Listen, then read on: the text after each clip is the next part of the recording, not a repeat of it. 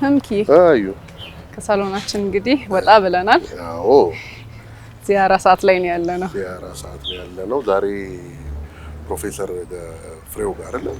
አዎ ፍሬው ከፍ ያለው ነው የሚዘየረው። ብዙ ሰው የሚያውቃቸው በዚህ በጽዳቱ ስራ ፕላስቲክ በመሰብሰብ ሆነ እንጂ በጣም ስኬታማ ትዳር አላቸው ከሚባሉ ሰዎች መካከል ናቸው። 25ኛ ዓመታቸውን የጋብቻ በዓላቸውን አክብረዋል። የሶስት ወንድ ልጆች አባት ናቸው። 25 ዓመት ሩብ ክፍለ ዘመን አሁን በዛ ስናረግባቸው ሩብ ክፍለ ዘመን እንደዛ ነው። ቆንጆ ዚያራ ይኖረናል። አይ ደግሞ አንዳንድ ጊዜም ሲጫወቱ ሲያወሩ ምናምን ሰምቻቸዋለሁ እና በጣም ደስ የሚል አንደበትም ያላቸው ሰው ናቸው። አዎ እስቲ እንግዲህ እናውራቸው። እሺ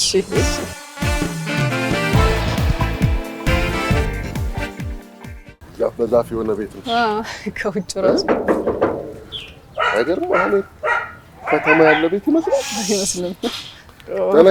ተናስተልን እንኳን አመጣችሁ ጋሼ እንደምን ነው? አሎ እግዚአብሔር ሰላም ነው ወይ?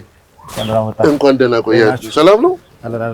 በጣም ደስ ይላል። ግቢውን አዲስ አበባ ውስጥ ጫካ ለመፍጠር መኖሪያ ቤት ሙከራ እየተደረገ። አዎ እንግዲህ የቤቱም ዲዛይን ደግሞ ለየት ይላል። አዎ ያቺ የአንደኛዋ ልጅ ዛፍ ነች። አንድ አመት ልደታቸውን ሲያከብሩ ልጆች ዛፍ ይሰጣቸዋል። አረ ልደታቸው ዛፍ ይሄ አንደኛው ነች። እቺኛዋ የሌላኛዋ ያኛው የመጀመሪያው የትኛው ነው የመጀመሪያው? ጽድ እንትን ነች። በጣም አበሻ ናት። ቀስ ብላ እና ይሄኛው ኮርች ነውና እሱ ሲያድግ ቤቱ መስራት ሀሳብ ሲመጣም እሱ መንካት አልተፈለገም። ስለዚህ ቅርጹ ዛፉን እንዳይነካው ማለት ነው። ቅርጹ ለቤቱ ለዛፉ ሲባል የቤቱ ቅርጽ እንደዚህ ነው። ለሁሉም ዛፎች ለግራሩም ይሄም ሌሎችም እንዳይነኩ ቦታ አፈላልገን ነው ቤቱ የተሰራው ማለት ነው። በጣም ነው የሚያምረው። በጣም ቆንጆ ግቢ።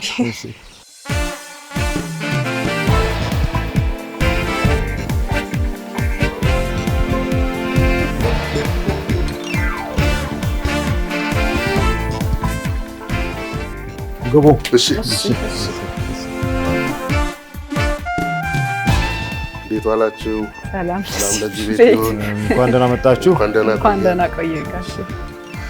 እሺ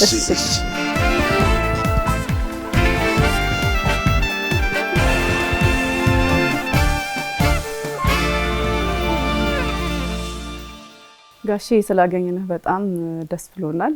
ዛሬ እንግዲህ በዚያራ የተለያዩ ሀሳቦችን እናነሳለን ብለን ነው አንተ ጋር የመጣ ነውና በጣም ደስ ብሎናል። አንተንም እንኳን ደስ አለ ማለት እንፈልጋለን። አንደኛ ለ25ኛ ዓመት የጋብቻ በዓላችሁ፣ ሁለተኛ ደግሞ ያው ብዙ የለፋህበት ብዙ የሰራህበት የፕላስቲክ የፌስታል ጉዳይ ተከልክሏል ሰሞኑንና እሱም ላንተ ትልቅ ስኬት ትልቅ ድል ነውና እንኳን ደስ ያለ ማለት እንፈልጋለን። አንተም በብዙ ነገሮች እናውቃለን። በአካባቢ ጥበቃ እናውቃለን። በብሎጊንግ ኢትዮጵያ ስራዎች በደንብ እናውቃለን። ስኬታማ ቤተሰብም አለህ እንላለን እኛ የሆድ ቤት ቤተሰቦችና 25 ዓመት በትዳር ብዙ ነው። በጣምም ደስ ይላል ለሚሰማው ሰው በጣም ደስ ይላልና እንደው 25 ዓመት ጉዞ እንዴት ነበር? የትዳር ጉዞ 2 ዓመት መሰለ ወይስ 50 በመጣለ ነበር? አይ 25 ሲባል በጣም ይረዝምብኛል ሰው 25 ቁጥሩ ነው። ግን 25 ዓመት የቆየን አይመስለኝም እውነቱን ለመናገር ከሆነ። ማርታ ባለቤቴ ሲጀመር ጓደኛዬ ነች። ጓደኛ ከዛ ነው ባለቤት የምትሆነው። ስለዚህ ሁለቱም ጎን ለጎን ደግሞ በልጆች ከተባረክን በኋላ የደመቀ ሳይታወቅ ነው የደረሰው እውነቱን ለመናገር ከሆነ። እሷ ላይ እንደውም አያስታውቅም፣ እኔ ላይ ያስታውቃል። እንዴት ተዋወቃችሁ? ወደ ጋብቻ ስትሄዱ? አንድ ጓደኛዬ የእሷን ጓደኛ ተመሳሳይ ታሪክ ነው የሚሆኑት። እንደዚህ አይነት ነገሮች አሉ አይደል? እና ይወድና ይፈራል ለማነጋገር እና ከሱ የተሻልኩ መስሎ ተሰማው። ይሄ ያልገባው ነገር እኔም በጣም አይናፋር መሆኔ ነው። እና ከዛ በሌላ ጓደኛቸው በኩል ቀጠሮ ተይዞ ኢትዮጵያ ሆቴል ነው ትዝ ይለኛል። የሥራ ላይ ቆይቼ ጨርቆስ አካባቢ ነበር የምሰራው እዛኔና እንዳትቀር ብሎኛል። ዝምተኛ ነው፣ አሁንም ዝምተኛ ነው እሱና ደረስኩኝና ዝምታው ይረብሻል፣ የሚያደነቁር ዝምታ ነው። ስለዚህ መቅለብለብ ጀመርኩ ነኝ ማውራት ጀመርኩና አይ ቲንክ ተጫዋች ሆኜ የቀረብኩ ያ የበለጠ አቀራረበን። ከዛ ጓደኛዬና የእሷ ጓደኛ ተጋብተው ሄዱ። ወደ ውጭ ሲሄዱ እኛ ቀረን፣ በጓደኝነት ቀረን ማለት ነው። እና መጀመሪያ ጓደኛሞች ነበር። በጣም ጎበዝ ተማሪ ነች፣ ዩኒቨርሲቲ ትማር ነበር መጨረሻ ዓመት የዛን ጊዜ እና ጎበዝ ወዳለሁ መጽሐፍ የሚይዝ ሰው ወዳለሁ እና ይሄን ሁሉ አሟልታ ተገኘች። ከዛ ቀስ ብሎ ሳታውቀው በቃ ቀጠለ። ከዛ ልጆች መጡ፣ ጋብቻው ተመሰረተ። ጋብቻው ከተጋባን ጥቂት ቆይተን ነው የተወለደው። እና መጀመሪያ ላይ የመጀመሪያውን ዓመት እንደ እኛም ህይወት ይኑረን እንጂ እንዝናናበት፣ ልጆች ከመጡ እኮ መዝናናት የለም ብለን በራሳችን እቅድ የመጀመሪያውን ዓመት ስንል እናንተ ባላችሁት ነው ወይ ሁለተኛውም ባልሆነም ሶስተኛውም ባልሆነም በኋላ ነው የአብ የመጀመሪያ ልጃችን የተወለደው። ከዛ በኋላ ልሂቅ ከዓመት ከ8 ወር በኋላ ተወለደ። አምነን የመጨረሻው አሁን ተስማምተናል። እኔ የመጨረሻው ስልሷ ሶስተኛው ትል ነበር። አሁን ተስማምተን የመጨረሻው ማለት ይችላል። ስሞቻቸው ማን ናቸው? የአብ የመጀመሪያው ነው፣ ልሂቅ ሁለተኛው ነው፣ አምነን ሶስተኛው ነው። ሁለተኛውን አንተ ነው ያወጣኸው? ማን ያወጣው ስም?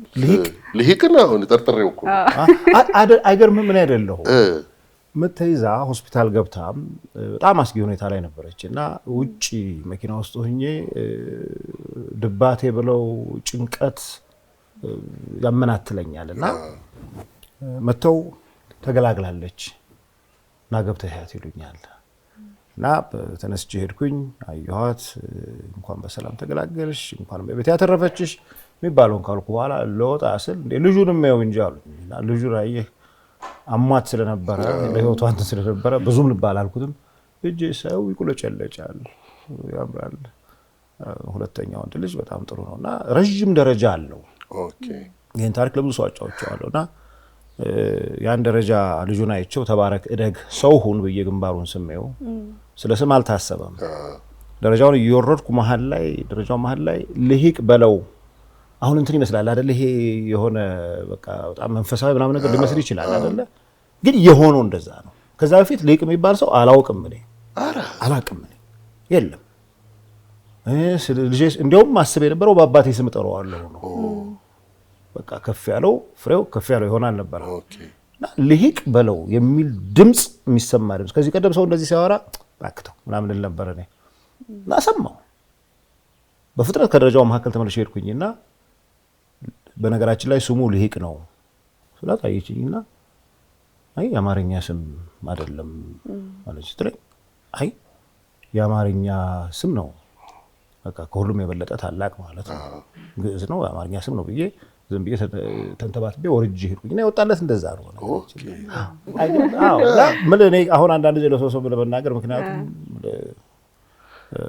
አምናለሁ ፈጣሪ በሁሉ ነገር አምናለሁ፣ ግን አንዳንድ ጊዜ እንዲህ አይነት ነገር ሲሰማ አይደለ ትንሽ እሺ ለመናገርም እንትን ይላል። ግን አሁን ብዙ ጊዜ አሁን ፕሮፌሰር አንተ ታወጣለታለህ ሲባል አካዳሚክ አካባቢ ያለ ሰው ነህ ምናምንና ከዛ ጋር የተያያዘ ነገር እንዳወጣለት አድርጌ ብዬ አስቤ ነበር። አይ እንደውም ስም ላይ ካመጣህ እኔ ባደኩበት አካባቢ ስም ትልቅ ዋጋ አለው እና ያንን መሰረት አድርጌ ካልሆነ በስተቀር አሁን በትምህርት ምናምን ከሱ ጋር ስም ለዋጣ ወይም ደግሞ በዘመናዊነት የለም። እኔ ያደኩበት አካባቢ ለስም ትልቅ ዋጋ አለው፣ ትልቅ ዋጋ አለው እና ካወጣሁም በዛ ነበር የማወጣው። ግን በሚገርም ሁኔታ የሶስቱንም እኔ አይደለሁም ያወጣሁላቸው። የመጀመሪያውን አሻሻልኩት እኔ። ምንድን ነበር መጀመሪያ? የመጀመሪያው ያብጸጋ ነበር። ያብጸጋ እና ያብጸጋ ነው አይደል? እና ያብጸጋ ፍሬው ሲሆን አይ ያብ ጸጋም ፍሬውም ከሚሆን የአብ ፍሬው ይሁን ብዬ አሳጠርኩት እኔ።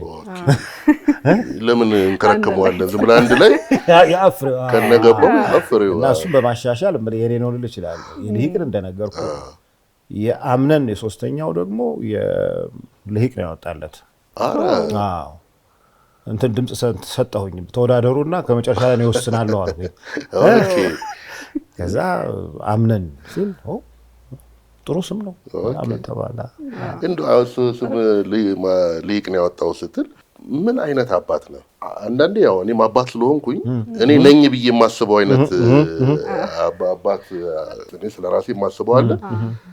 ልጆቹ ደግሞ ምን ያስባሉ? ሌላ ታሪክ ነው። እናትየው ምን ታስባለች? ሌላ ታሪክ ነው። አንተ ምን ታስባለህ? ልጆች ምን ያስባሉ? አሁን ልጆች የምጠይቃቸው በጣም ጥንቅቅ ያለ ከመስመሩ ዝንፍ የማይል አባት ነው ይላሉ። እናታቸው ራሱን ይረሳል፣ ራሱን የሚጨቁን አባት ነው ብላ የምታስብ ይመስለኛል። ብዙ ጊዜ እንደዛ ትላለች። እኔ በልጅነቴ ያጣሁትን ነገር ለልጆች አሟልቼ የተሻለ ሕይወት እንዲኖሩ የሚጥር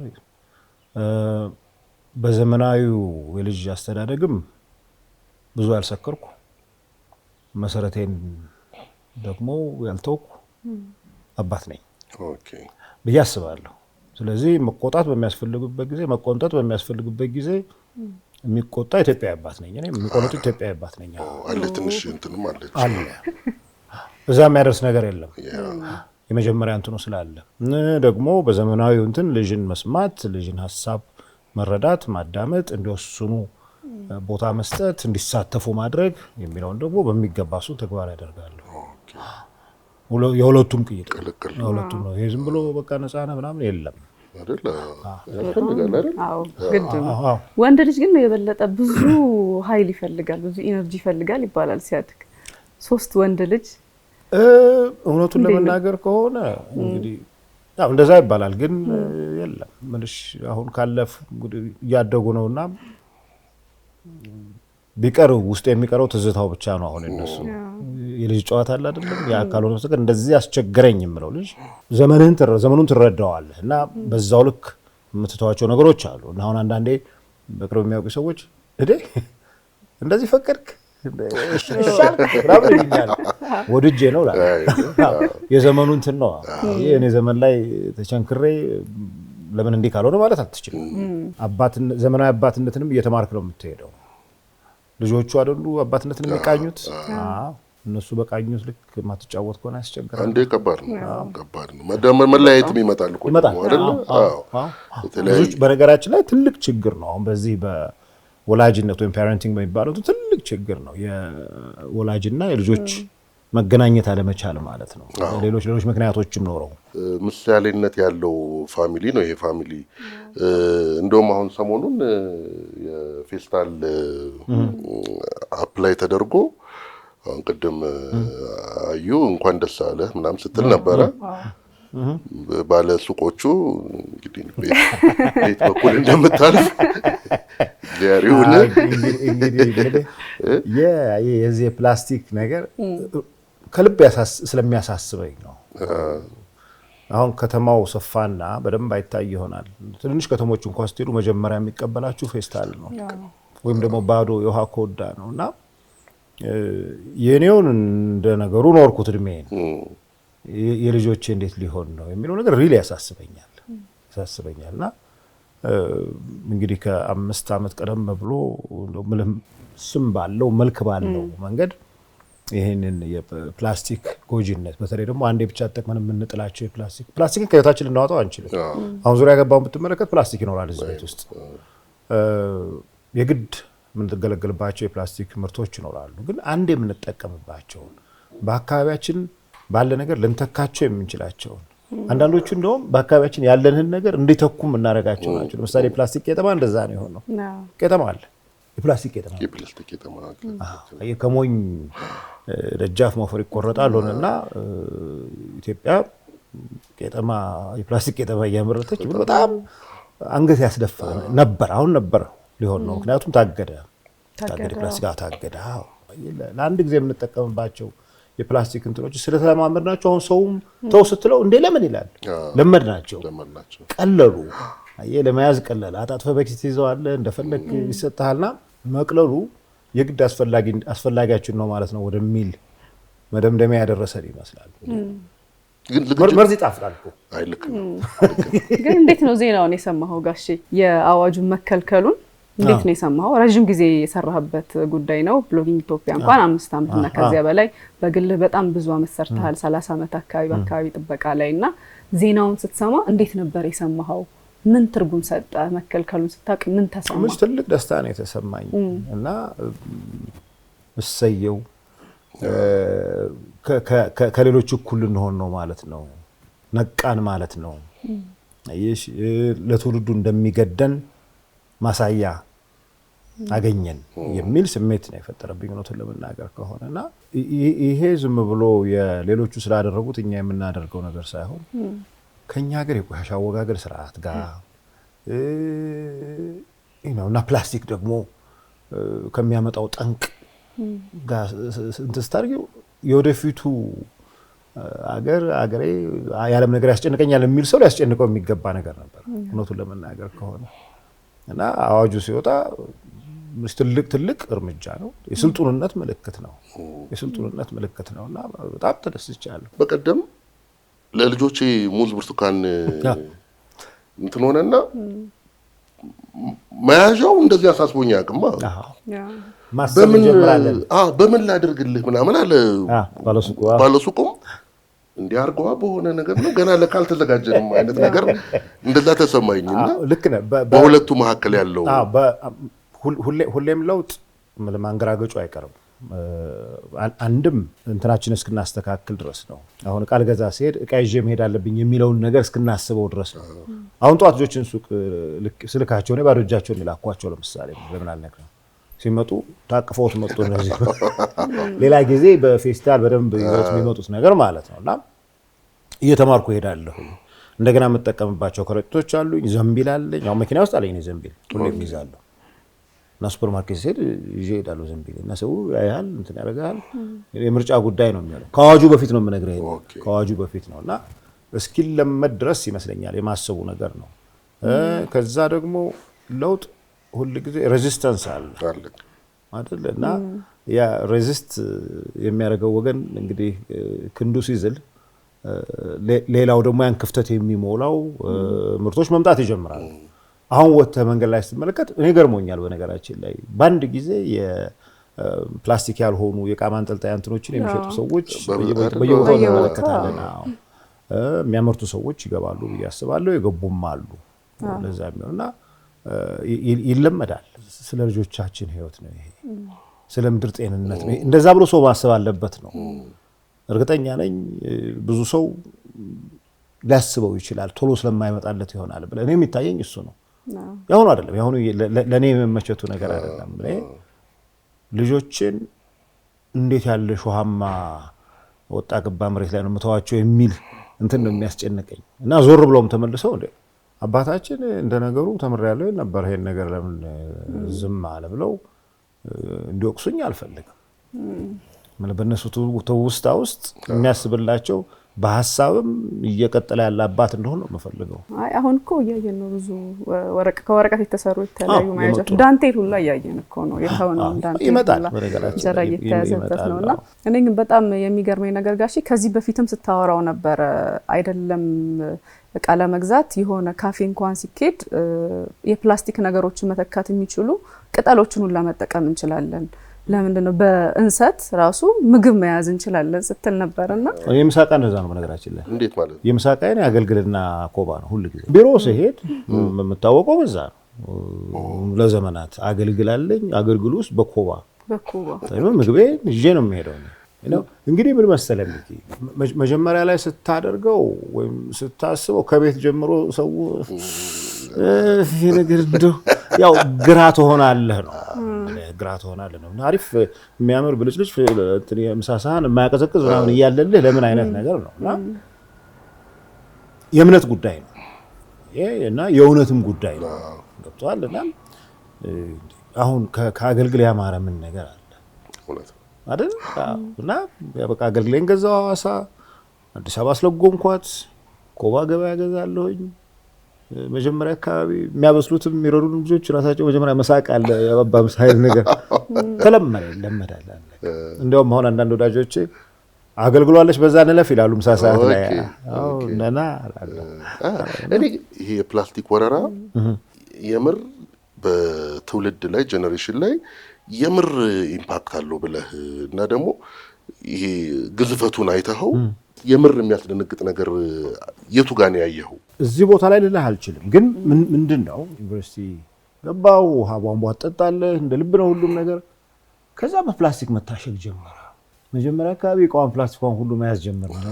ጠርሙስ የምትመስል የማትሰበር ነገር ማለት ነው። ግን ቀስ እያለ አገር ምድሩ እሱ መሆን ጀመረ። ከዛ በኋላ ነፋስ በነፈሰ ቁጥር አየሩ ላይ እንትን የሚለው ፕላስቲክ ነው እና ይሄ ነገር ማለት ጀመሩ። ይሄ ነገር እንዴት ነው? ይሄ ነገር መነሳት አለበት። ትንሽ እንደ አቅሜ ለማንበብ ሞከርኩ። አይበሰብስም፣ ብዙ መቶ ዓመታት ያስፈልጉታል። በዛ ላይ ደግሞ ካንሰር ሊያመጣ የሚችል ማንነትን ሊያመጣ የሚችል የውስጥ በሽታ ሚል ነገር ሳነብ ምን መደረግ አለበት? እንግዲህ አንደኛው ምርጫ የሚሆነው እኔ ከማን እበልጣለሁ ምናምን ዝም ብሎ ነው ምናምን ብለህ እሱን ትተህ መኖር ነው። እኔ ተፈጥሮ እንደዛ አይደለም። አይ ቢያንስ ፊት ለፊት ያለውን አነሳዋለሁ፣ ከዛ አስተምራለሁ፣ የሚሰማ ሲገኝ አስተምራለሁ። ፕሎጊንግ ኢትዮጵያን በዛ መንገድ ነው እንትን ያደረግነው የጀመርነው። ምንሽ የበጎ ፈቃድ እንቅስቃሴ ነው። ምንም በጀት የሌለው ሰዎች በቀናነት በራሳቸው ትራንስፖርት ሄደው የእግር ጉዞ እያደረጉ እየተንቀሳቀሱ ግን ደግሞ ፕላስቲክ ቆሻሻን እያነሱ ግንዛቤ ለመፍጠር ጥሪ ይደረጋል። ፈቃደኛ የሆነ ሰው በሙሉ ይሄዳልና እንደውም ብዙ ጊዜ ወጣቶችም ይመጣሉ ወጣቶች ናቸው ይሄዳሉና 5 ዓመት ሙሉ ምን ያክል ፕላስቲክ ነው የመዘናችሁት? በጣም ብዙ ሺህ ኪሎ ግራም። በጣም ብዙ ሺህ ኪሎ ፕላስቲክ ቀላል ነገር አይደለም። ለሚዛን የሚበቃ ፕላስቲክ መሰብሰቡን ማሳያም ጭምር ነው። ሁለተኛ ያንንም ለመዘገብ ሪከርድ ለማድረግም ጭምር ነው እና በጣም ብዙ ነው። በጣም ብዙ ነው። ለአንድ ኪሎ ፕላስቲክ አንድ ሰው በአማካኝ 1 ኪሎ ፕላስቲክ ያነሳል። እንጦጦ በአማካኝ ለምሳሌ 20 ሆነን ከሄድን 20 ኪሎ ግራም እናነሳለን። አማካኙ ከዛ በላይ ሊሄድ ይችላል። ያቺ ፕላስቲክ ተሰብስባ አይገርምህም? 1 ኪሎ አስበው ምን ያህል ብዙ ሊሆን እንደሚችል። በጣም ብዙ ነው። ብዙ ሰው የማይረዳው እሱን ነው። እንዴት 5 ኪሎ ግራም ብቻ ነው የሰበሰባችሁት? 5 ኪሎ ግራም እኮ በጣም ብዙ ነው። 5 ኪሎ ግራም ፌስታል ማሰብ ትችላለህ ይላል። በጣም ብዙ ነው። ያን ያክል ይጣላል። ከየትም አይመጣም፣ ባስማት ምናምን አይመጣም። ሰው ነው የሚጥለው። በአንተ አነሳሽነት ነው ደግሞ ብዙውን ነገር እየተከናወነ ያለው። ምናልባት አንተ ፒክቸር ውስጥ ባትኖር የሚከስም አይነት እንቅስቃሴ እንዳይሆን ስትራክቸርድ የሆነ ሰስቴን የሚያደርግ የሚዘልቅ ለማድረግ ያኛውን አይነት መንገድ ደግሞ መከተሉ ሳይድ ባይ ሳይድ ያንን ማሰቡ እንዴት አየኸው? ትክክለኛ የሆነ እንትን ነው ሀሳብ ነው። እኔም ያሳስበኛል። ግን ምንድነው የኛ የፕሎጊንግ እንትን እድገት ተፈጥሯዊ ነው እንላለን። ኦርጋኒክ ሞዴል ነው ያለው እና የሚከስም ከሆነ ይከስማል። አሁን እየሞከርነው ያለነው ነገር ምንድነው ሰዎች የሚጠቅማቸውን ነገር ወይም የሚጎዳቸውን ነገር በመከላከል ሊሆን ይችላል በራሳቸው ፍላጎት ያለምንም ሌላ ገፊ ምክንያት ወይም ስለሚከፈላቸው ሳይሆን በራሳቸው ፍላጎት አምነውበት የሚሰሩት ከሆነ የሚያደርጉት ከሆነ ዘላቂ ሊሆን ይችላል ነው መላምቱ። ያ ነው መላምቱ። አሁን የሰው አካል እንቅስቃሴ ማድረግን እግረ መንገዱን ደግሞ ከአካባቢ ቆሻሻ ማስወገድን የቆሻሻ አወጋገድ ስርዓቱን ማዘመንን ከቤት አሁን ቆሻሻ እንትን ሲያደርጋ ይሄኛው በስባሽ ነው ይለይ ይሄኛው ፕላስቲክ ነው ማለትን እንዲህ እያለ እየተለማመደ የሚሄድ ከሆነ ፕሎጊንግ በየሰው ውስጥ አለ ማለት ነው። ከልጆች ጋር ጀመርኩት። ከዛ በኋላ ማአት ወጣቶች ይዘውታል። ምንም ጥያቄ የለውም፣ ይቀጥላል። ክፍለ ሀገር በመወለድ ከኔቸር ጋር ቅርብ ይሆን በመሆነ ነው። ከዛ ደግሞ ብዙ ትራቭልም ታደርጋለህ አይደለ? ውጭ ብዙ ትራቭል ታደርጋለህ። ከነዚህ የመጣ ነው ያንተ ማንነት እዚህ ከዚህ ከተፈጥሮ ጋር ያለህ መቃኘት። ልጅ ሆኜ አያቶች ያሉበት አካባቢ ቁሊጥ አምባ የምትባል ትንሽዬ ከኮረብታ ላይ ያለች ሌላ ኮረብታ አለች እና እዛ ላይ ድንጋዮች አሉ። እንግዲህ ይሄ የምነግርህ 10 ዓመት ልጅ ሆኜ ነውና ሁሌ የሚያስደስትህ ነገር ይሉኛል፣ የማውቀዋለሁ። እዛ ጋር ተቀምጠህ ማዶ ተራራውንና ታች ቆላውን ማየት ነው ይላሉ። ከየት መጣ አላውቀውም። ካደኩም በኋላ አሁን ለምሳሌ ለስራ ፊልድ በመንቀሳቀስበት ጊዜ ጋሼ ምን ይደረግልህ ሲል ቦታ ካለ የችግኝ መትከያ ቦታ አዘጋጅ። ይሄ አሁን ከዘመኑ እንትን ጋር አይደለም ነገር እኔ 17 ዓመት ልጅ ሆኜ ለምሳሌ ሙሉ ኮረብታ በደን እንዲሸፈን አድርጌያለሁ። 17 ዘማች ሆኜ ማለት ነው። አሁን ያከየት መጣ ብትለኝ እኔ አላውቀው። አስተማሪያችን 3ኛ ክፍል ሆነን ይመስለኛል ስታድጉ ምን ትሆናላችሁ ተናገሩ እንደዛ ይጠይቃል አይደል? አስታድቃው እና ፓይለት ይላል እንትን ኢንጂነር እንትን ወታደር ሐኪም ምናምን እና ቆጠበኛ አስተማሪው ነው ንቁ ስለነበርኩ በጣም አሪፍ ነገር ይናገራል እና ለኔ ማሰቢያ ሆነኛ እና ሳስብ ቆየሁ ዙሩ እስኪደርስ ማለት ነው።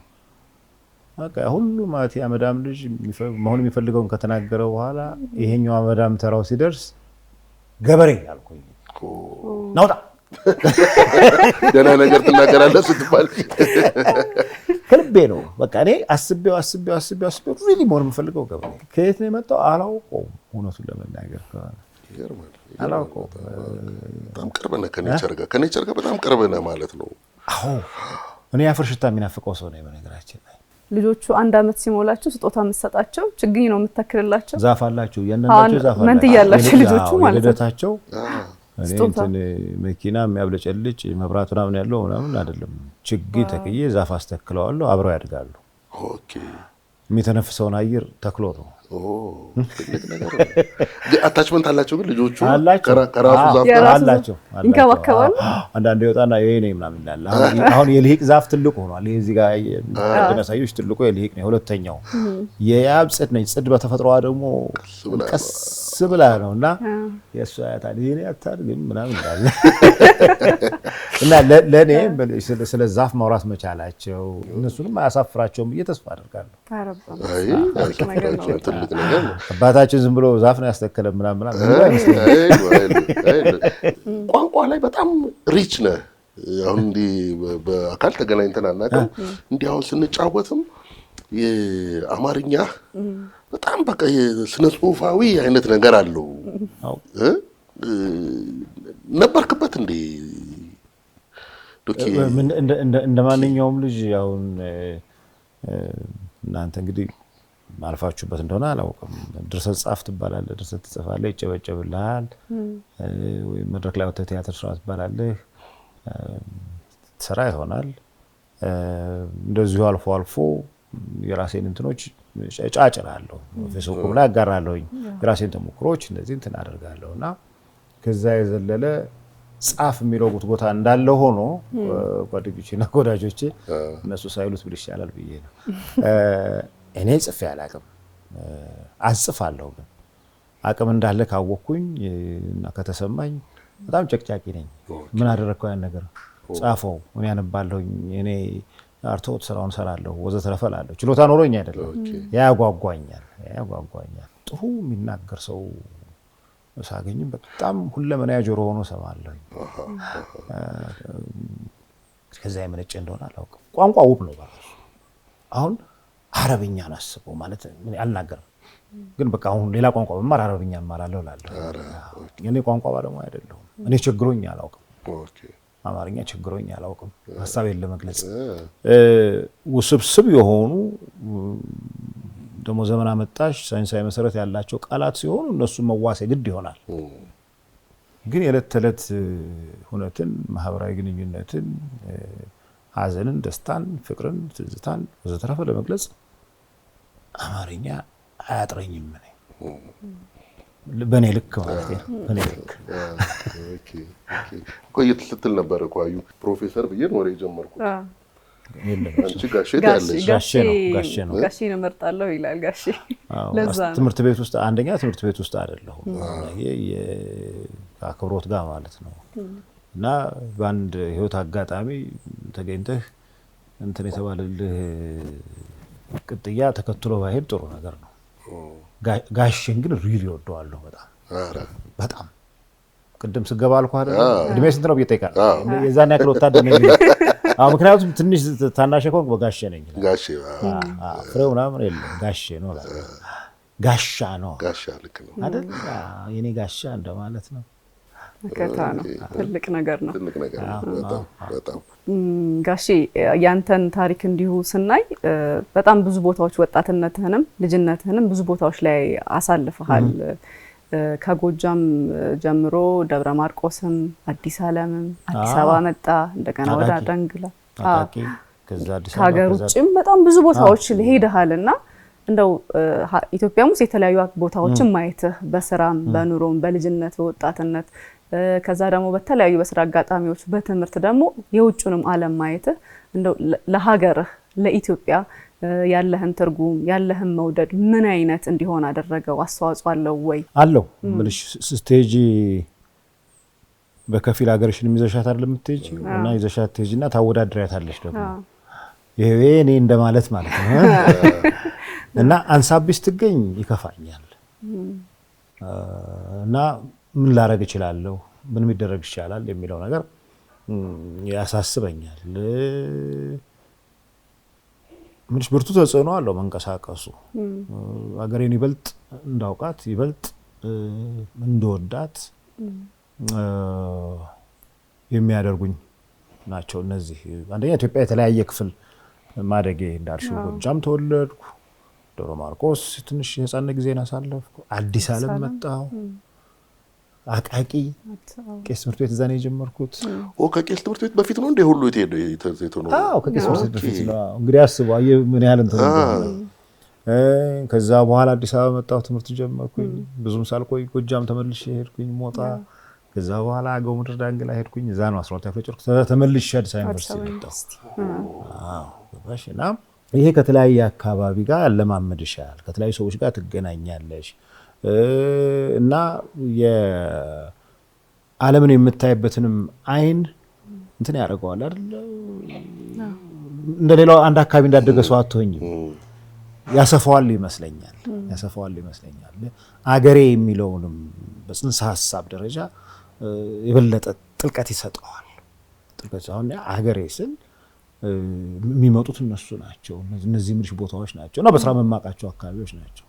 እንዴ አገሬ ነው ትላለህ እንደ ይሉኛል አንዳንዴ ነውና በልቼ ጠጥቼ አድሬ ሄጄ የለም እዚህ ሀገሬ ነው እላለሁ። ረግጬ የለም አፈሩን ሀገሬ ነው እላለሁ።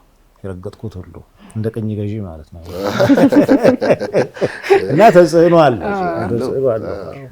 የትምህርት ውስጥ ነገር ለምሳሌ ጋሽ ያጠናኸው የተለያየ ነገር ነው አይደለም? የሱስ የተለያየ መሆን የፈጠረው ማንነት አለ። አዎ ማለት እንግዲህ እስከ ሁለተኛ ደረጃ ትምህርት ያለው ያው የቀለምና የሙያ ትምህርት ነው እና 12ኛ ክፍል ስጨርስ በሙያ አናጢ ሆኜ ነው የጨረስኩት። ስለዚህ የተዋጣለት አናጢ መሆን ይችል ነበር። አሁን በዚህ መንገድ ባልሄድ ኖሮ አዲስ አበባ ውስጥ ምናልባት ጥሩ እንጨት ቤት ሊኖረኝ ይችል ነበር። እሱ ያለፈ እድል ነው። እንግዲህ ከዛ በኋላ ዩኒቨርሲቲ ከገባ በኋላ ሳይኮሎጂ ነው የተማርኩት። ሳይኮሎጂ እንደምታውቁት ስለ ሰው የሚያጠና እንትን ነው፣ ስለ ሰው ባህሪ እና አእምሮ ስላሉ ሂደቶች የሚያጠና የእውቀት ዘርፍ ነውና እሱ አላገዘም ማለት አይቻልም። ስለ ሰው አይደለም የምታጠናው። አንደኛ ሳይኮሎጂ የሚያጠናውት መርጬ ነው። ስለዚህ የሚነግርህ ነገር አለ፣ ጉጉት አለኝ ማለት ነው። ስለ ሰው የማወቅ እንትን የማድረግ የሚሆነው ነገር ሁሉ ለምን ይሆናል፣ ሰዎች ለምን እንዲህ ያደርጋሉ ብሎ የመጠየቅ ለዛ መልስ የመፈለግ ነገር አለው ይመስለኛል። እና ከዛ በኋላ ያሉትም ተያያዥ ናቸው እና ይሄ የተማርኩት ትምህርት በስራ ዓለም ስገባ በቀጥታ ሳይኮሎጂ ጋር ተያያዥም ባይሆን የግዱን አለ። ሰዎች አሉ አይደል አብረህ ስትሰራ ፈለገው ቦታ ላይ እና የሚያገለግል ከአስተዳደጌ ጋር ሆኖ አስተዳደግ እና ሳይኮሎጂ መማር እና ደግሞ የተፈጥሮ የራስህ እንግዲህ ይዘናት ምን መጣ ነገር አለች አይደል? ምንም ተውምን እሱ እነዚህ ተዳምረው የፈጠሩት ነገር ይመስለኛል። ተጽዕኖ አለው፣ ትምህርት ተጽዕኖ አለው። ያው ሁሌም ተማሪ መሆን እንዳለ ሆኖ ማለት ነው። ሳይኮሎጂ ተማሪ ነኝ ነው የምለው ሁሌ ጊዜ፣ ሁሌም ተማሪ ነው። ትውልዱ የተወሰነ የሆነ ነገር ስለሚሞክር የመሞከር ፍላጎትም ስላለው ንብ ትውልድ ነው ትላለህ ጋሼና ልጆችህም የስራ የዓላማ አንድ ላይ ደጋፊ ናችሁ፣ አብራችሁ ነው እየሄዳችሁ ያላችሁትና ለልጆችህና ለትውልዱ የምታወርሰው አንተ ያለህ ትልቁ ውርስህ ምንድነው? ከባድ ጥያቄ ነው እውነቱን ለመናገር ከሆነ። ራሱን ፍለጋ ሲባዝን አንዳች ትንሽ ነገር ጥሎ ያለፈ ሰው ብለው ቢያስቡኝ ነው የሚሻለው። ማወርታቸው እሱን ነው። ሁሌም መኖር ማለት ራስን ፍለጋ መባዘን ነው አይደል? አገኘነው ስንል ሲጠፋል እና ማወርሳቸው ያንን ነው ማለት ፍለጋውን አለማቆምን። የመጣሁት በምክንያት ነውና ወደዚህ ምድር አንዳች ቁም ነገር ሰርቼ ማለፍ አለብኝ የሚል ጽናት እና ቁርጠኝነት እንዲኖራቸው ሁሌም የምነግራቸው እሱ ነው። ዝም ብላችሁ አልመጣችሁም እዚህ ላይ ቁጥር አይደላችሁም እላለሁ እና እንዲህ አይነቱን አስተሳሰብ ነው ማውረስ የምፈልገው እውነቱን ለመናገር ከሆነ ያንን እንደዛ ማሰብ ስንጀምር የየራሳችንን ትንሽ አስተዋጽኦ ማድረግ ስንጀምር ሰፋ ያለ ማህበራዊ ለውጥ ይመጣል የሚል እምነት አለኝ። ዝም ብለን ተደንበን አንድ ላይ ምንፈስ ከሆነ ያው ምንም ለውጥ አይኖርም ነው። ስለዚህ እኔ ላወርስ የምፈልገው ያን አስተሳሰብ ነው። በጽናት መጀመርን አምኖ መጀመርን የመጣሁበት ምክንያት አለኝ የሚለውን ሐሳብ ባወርሳቸው ደስ ይለኛል። ትውልዱም ያን እንዲኖረው ፈልጋለሁ። ምክንያቱም ተፈጥሮ እንደዛ ስለሆነ ማለት ነው። በጣም መጀመሪያ ላይ ገለጸባትን መንገድ የራሱን መንገድ ሲፈልግ ነገር እኔ ደግሞ አደራ ምል ጻፍ ግድ የለህም ታነብልኛለህ። አይ እንደው ከዚህ በኋላማ እኔም የደረሰ እያልኩ አንተ እንደምትጨቃጨቀው እጨቃጨቃለሁ እንጂ በዚህ ሰፊ ልምድና ሰፊ ህይወት ንባብ በዚህ የቋንቋ ክህሎት የሆነ ነገርማ ይግድ ጣል በተደረገ አይናችን ሳይደክም እናስባለን። ግድ ነው። በጣም እናመሰግናለን ጋሽ ፍሬው። መምጣታችን በጣም እንዳተረፍን ነው የሚሰማኝ።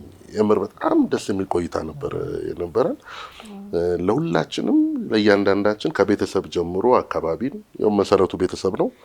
ከዛ በኋላ ዙሪያ ላለው ነገር እንዴት ነው ማድረግ ያለብህ ምንድነው አንዷን ነገር እንዴት ነው ኮንትሪቢዩት ማድረግ ያለብህ ምናምን የሚለውን ነገር በጣም በጥሩ ሁኔታ ነው ያጫወትከን። በባለቤት እንዳጋጣሚ የለችም ከሀገር ውጭ ናት። ስለዚህ መተው ነበር በደልን ሰላምታ አቀርብልን። መስተንግዶውም በነገራችን ላይ እሷ ብትሆን ኖሮ እንደዚህ አይሆንም። አይ በጣም በቂ ነው። የቤቱ ንፉግ ነኝ እና ምን ነግሬያታለሁ እና እንደዚህ እና ምን አደርጋለሁ ምክንያቱም ካስፈለጋቸው ሻፍ ቤተሰብ ብሎ አይደለም የሚመጡት። ልክ ነው። በጣም እናመሰግናለን። በጣም አመሰግናለሁ። ቁም ነገር ይኖረዋል፣ የሚጠቅም ነገር ይኖረዋል ብላችሁ ደክማችሁ ልታደምጡ ስለመጣችሁ ከልቤ ደስ ብሎኛል። ነው ለመናገር ከሆነ የሚረባ ሆኖ ያገኘው እንደሆነ በተለይ ወጣቱ ይህንን ሀሳብ እንዲሰማው መድረኩን ስለፈጠራችሁልኝ እኔ በጣም አመሰግናለሁ። እግዚአብሔር ያክብርልኝ። አሜን። እናመሰግናለን።